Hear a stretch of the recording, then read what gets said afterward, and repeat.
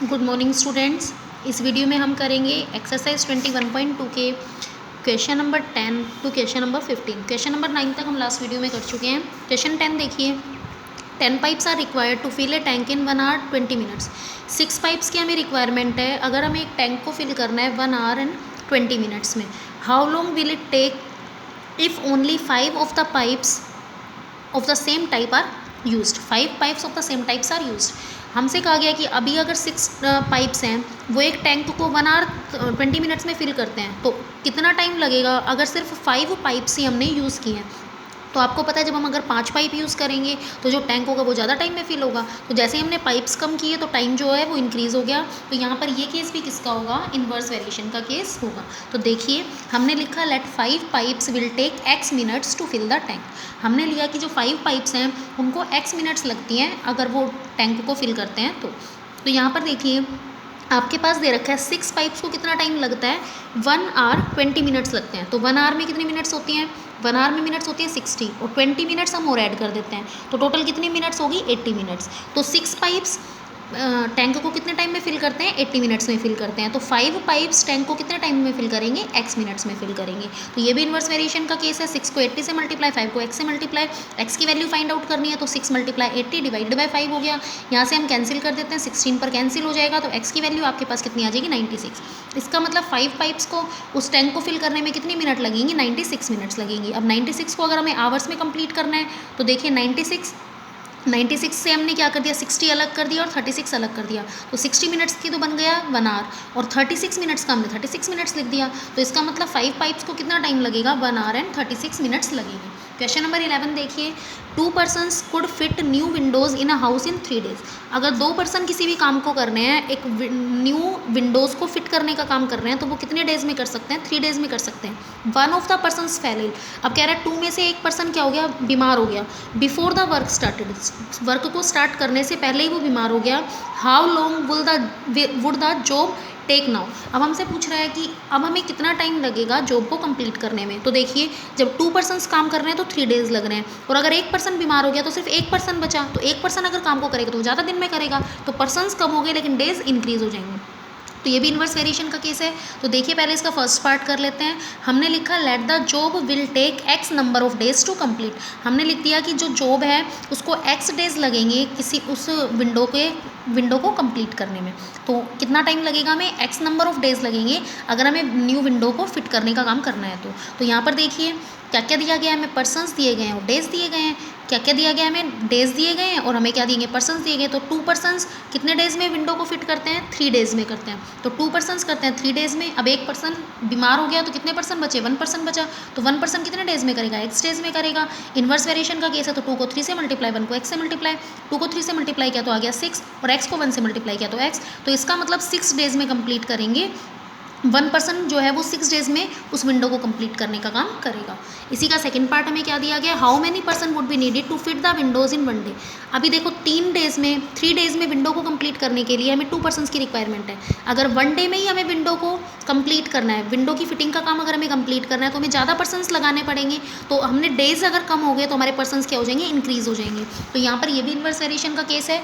हमने लिख दिया let the x number of persons needed to fit the window in 1 day. अगर हमें 1 डे में विंडो को फिट करना है तो हमें कितने पर्सन्स की रिक्वायरमेंट होगी, हमें x नंबर ऑफ पर्सन्स की रिक्वायरमेंट होगी। तो यहाँ पर भी पर्सन्स और डेज हो गए। हमें दिया गया है कि 2 पर्सन्स कितने डेज में विंडो को फिट करते हैं, 3 डेज में। और 1 डे में अगर हमें फिट करवाना है तो हमें x नंबर ऑफ पर्सन्स की ज़रूरत होगी, तो हमने x लिख दिया। क्योंकि ये इन्वर्स वेरिएशन का केस है तो मल्टीप्लाई कर देंगे। 2 को 3 से मल्टीप्लाई, x को 1 से मल्टीप्लाई। 2 को 3 से किया तो हमारे पास आ गया 6 और x को 1 से मल्टीप्लाई किया तो x। तो मतलब हमें कितने पर्सन्स की ज़रूरत पड़ेगी, 6 पर्सन्स की ज़रूरत पड़ेगी अगर 1 डे में हमें विंडो की फिटिंग का काम कंप्लीट करना है। क्वेश्चन नंबर 12 देखिए, a school has 9 periods a day each of the 40 minutes duration. क्या कहा गया है, एक स्कूल में 9 पीरियड्स होते हैं एक दिन में, each of the 40 minutes duration, और एक पीरियड कितने टाइम का है, 40 मिनट्स का है।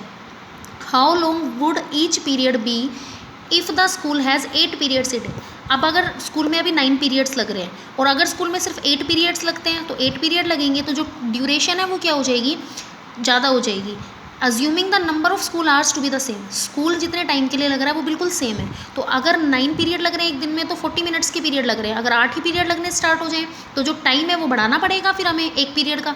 तो हम क्या कर देंगे, ये भी इन्वर्स वेरिएशन का केस हो गया कि जैसे पीरियड कम हुए तो जो ड्यूरेशन है वो क्या होगी, ज़्यादा होगी। तो देखिए यहाँ पर हम क्या लिखेंगे इसमें, let the duration of each period भी x मिनट्स। अब हमसे पूछ रहा है कि अगर 8 पीरियड्स हैं तो एक पीरियड कितनी ड्यूरेशन का होगा ये बताना है। तो हमने लिख दिया कि ईच पीरियड की जो ड्यूरेशन होगी वो x मिनट्स होगी।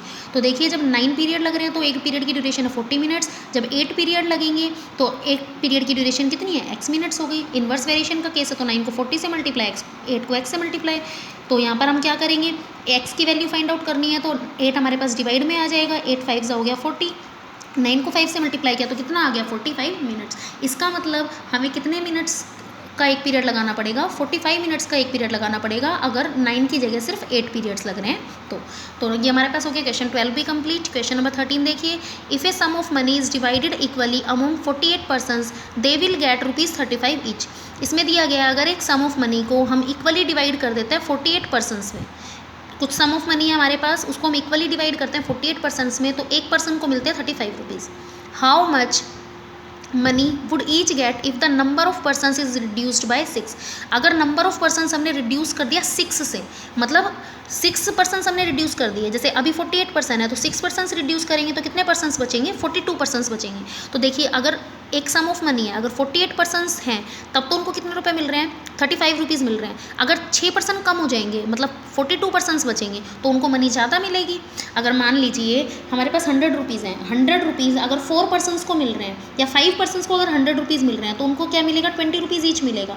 लेकिन अगर एक पर्सन वहाँ से चला गया तो अब कितने पर्सन बचे, 4 पर्सनस, तो 4 पर्सनस को कितने रुपए मिलेंगे, ज़्यादा रुपए मिलेंगे। तो यहाँ पर भी सेम हमारे पास आएगा कि ये 48 पर्सनस को ₹35 मिल रहे हैं तो 42 पर्सनस को क्या मिलेंगे, ज़्यादा रुपए मिलेंगे 35 से। तो पर्सन कम हो गए लेकिन रुपीज़ ज़्यादा हो गए। तो ये भी हमारे पास किसका केस हो गया, इन्वर्स वेरिएशन का केस हो जाएगा। तो हम यहाँ पर लिख देते हैं let each person will get ₹x। हमने लिख दिया कि ईच पर्सन को जो रुपए मिलेंगे वो कितने रुपीज़ मिलेंगे, x रुपीज़ मिलेंगे। अभी जो एक पर्सन होगा उसको कितने रुपीज़ मिलेंगे, x रुपीज़ मिलेंगे। नंबर ऑफ पर्सनस जो रिमेनिंग, अब हमारे पास कितने नंबर ऑफ पर्सनस बच गए, पहले 48 थे, फिर हमें यहाँ पर कह रहा है रिड्यूस्ड बाय 6 से हमने रिड्यूस कर दिया, तो 6 से हमने रिड्यूस कर दिया तो मतलब अब कितने पर्सनस बच गए, 42 पर्सनस बच जाएंगे। तो नंबर ऑफ पर्सनस हमारे पास कितने आ गए, 42। तो अब देखिए यहाँ पर हम एक टेबल बना लेते हैं, पर्सनस एंड मनी। जब 48 पर्सनस हैं तो उनको कितने रुपीज़ मिल रहे हैं, ₹35 ईच मिल रहे हैं। अगर 42 पर्सनस है तो उनको कितने रुपीज़ मिलेंगे, x रुपीज़, क्योंकि 42 पर्सनस है तो रुपीज़ ज़्यादा मिलेंगे। इन्वर्स वेरिएशन का केस है, 48 को 35 से मल्टीप्लाई, 42 को x से मल्टीप्लाई, x की वैल्यू फाइंड आउट करनी है तो 42 इनके डिवाइड में आ जाएगा। तो 48 मल्टीप्लाई 35 के डिवाइड में हमने 42 लिख दिया, यहाँ से कैंसिल कर देते हैं, 6 7 ज़ा 42 एंड 6 8 ज़ा 48, 7 5 ज़ा क्या हो जाएगा 35, तो 8 5 ज़ा कितना हो गया 40। इसका मतलब अब जो 42 पर्सनस को रुपीज़ मिलेंगे वो कितने रुपीज़ मिलेंगे, एक पर्सन को ₹40 ईच, सभी को कितने रुपीज़ मिलेंगे, 40 रुपीज़ मिलेंगे। तो यहाँ पर हमारे पास ये हो गया क्वेश्चन नंबर 13 भी कंप्लीट। क्वेश्चन नंबर 14 देखिए, a swimming pool can be filled in 9 hours by 5 equal pumps. एक स्विमिंग पूल जो है अगर हमें उसको फिल करना है तो वो 9 आवर्स में फिल किया जाता है 5 इक्वल पम्प्स के थ्रू। 5 पम्प्स किसी भी स्विमिंग पूल को 9 आवर्स में फिल करते हैं। How many such pumps are required if the pool is to be filled in 3/4 hours?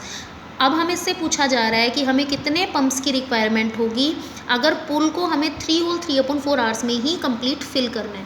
तो 9 आवर्स से अगर हमें 3/4 आवर्स में ही उस पुल को फिल करना है तो हमें ज़्यादा पंप की रिक्वायरमेंट होगी। तो आवर्स हमने कम कर दिए तो पंप हमारे पास क्या हो गए, ज़्यादा हो गए। तो ये भी किसका केस हो गया, इन्वर्स वेरिएशन का केस हो जाएगा। तो हम क्या लिखेंगे कि हमें कितने नंबर ऑफ पाइप्स की ज़रूरत पड़ेगी, कितने नंबर ऑफ पंप्स की ज़रूरत पड़ेगी, x नंबर ऑफ पंप्स की रिक्वायरमेंट होगी। तो हमने लिख दिया let x be the number of pumps required. हमें जो नंबर ऑफ पंप्स रिक्वायर्ड है वो कितने नंबर ऑफ पंप्स रिक्वायर्ड है, x। अब देखिए जब पंप्स कितने हैं 5, तो कितना टाइम लग रहा है, 9 आवर्स लग रहे हैं। 5 पंप्स है तो 9 आवर्स लग रहे हैं, तो 5 पंप्स के केस में हो गया 9 आवर्स।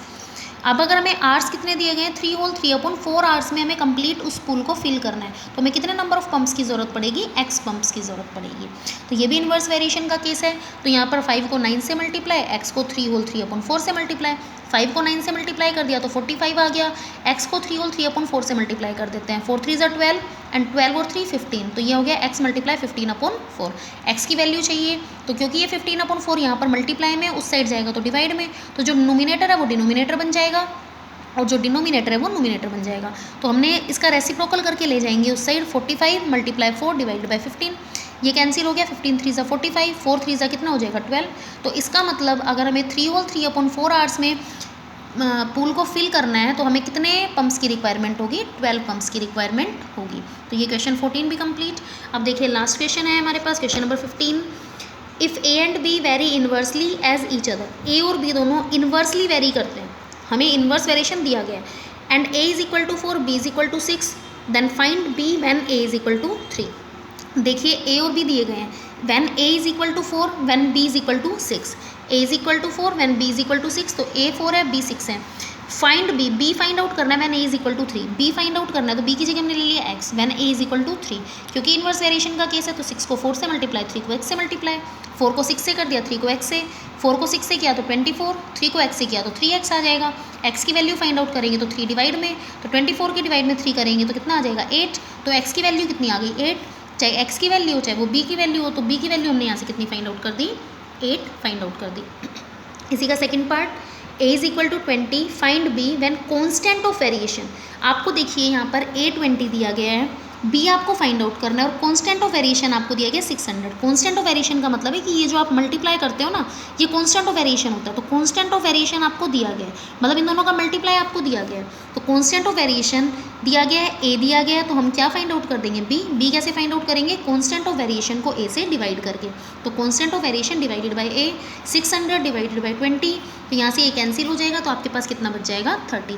तो ये हमारे पास इसका हो गया सेकंड पार्ट भी कंप्लीट। तो अब ये हमारे पास हो गया question number 10 to question number 15 complete. तो अब हमारी एक्सरसाइज 21.2 भी हो गई है कंप्लीट।